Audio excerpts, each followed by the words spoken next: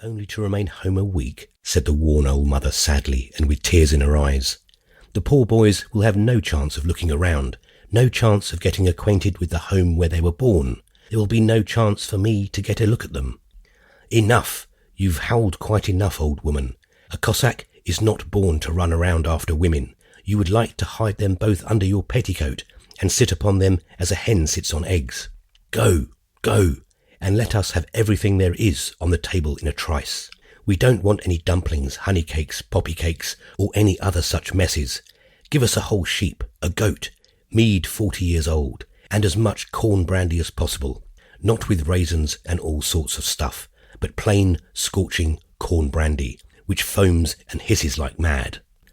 Bulba led his sons into the principal room of the hut, and the two pretty servant girls wearing coin necklaces who were arranging the apartment ran out quickly. They were either frightened of the arrival of the young men, who did not care to be familiar with anyone, or else they merely wanted to keep up their feminine custom of screaming and rushing away headlong at the sight of a man, and then screening their blushes for some time with their sleeves.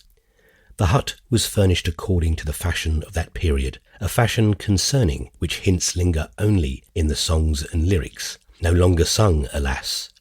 In the Ukraine, as of yore by blind old men, to the soft tinkling of the native guitar, to the people thronging round the theme, according to the taste of that warlike and troublous time, of leagues and battles prevailing in the Ukraine after the Union. Everything was cleanly smeared with coloured clay. On the walls hung sabres, hunting whips, nets for birds, fishing nets, guns, elaborately carved powder horns, gilded bits for horses, and tether ropes with silver plates. The small window had round dull panes, through which it was impossible to see except by opening the one movable one. Around the windows and doors red bands were painted. On the shelves in one corner stood jugs, bottles, and flasks of green and blue glass, carved silver cups and gilded drinking vessels of various makes, Venetian, Turkish, Circassian, which had reached Bulba's cabin by various roads, at third and fourth hand, a thing common enough in those bold days. There were rich birchwood benches all around the room, a huge table under the holy pictures in one corner, and a huge stove covered with party-coloured patterns in relief, with spaces between it and the wall. All this was quite familiar to the two young men, who were wont to come home every year during the dog days, since they had no horses, and it was not customary to allow students to ride afield on horseback. The only distinctive things permitted them were the long locks of hair on the temples, which every Cossack who bore weapons was entitled to pull. It was only at the end of their course of study that Bulba had sent them a couple of young stallions from his stud.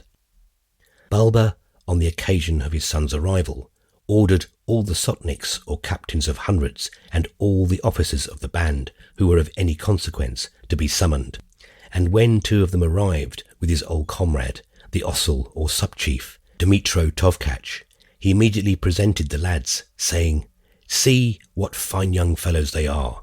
I shall send them to the Sich shortly." The guests congratulated Bulba and the young men, telling them they would do well, and that there was no better knowledge for a young man than a knowledge of that same Zaporizhian Sich.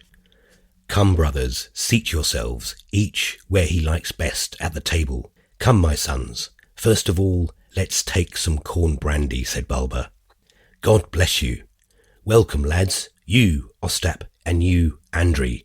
God grant that you may always be successful in war, that you may beat the Mussulmans and the Turks and the Tartars, and that when the Poles undertake any expedition against our faith, you may beat the Poles. Come, clink your glasses. How now, is the brandy good? What's corn brandy in Latin? The Latins were stupid. They did not know there was such a thing in the world as corn brandy. What was the name of the man who wrote Latin verses? I don't know much about reading and writing, so I don't quite know. Wasn't it Horace? What a dad, thought the elder son Ostap. The old dog knows everything, but he always pretends the contrary. I don't believe the archimandrite allowed you so much as a smell of corn brandy, continued Taras. Confess, my boys, they thrashed you well with fresh birch twigs on your backs and all over your Cossack bodies, and perhaps when you grew too sharp, they beat you with whips. And not on Saturday only, I fancy, but on Wednesday and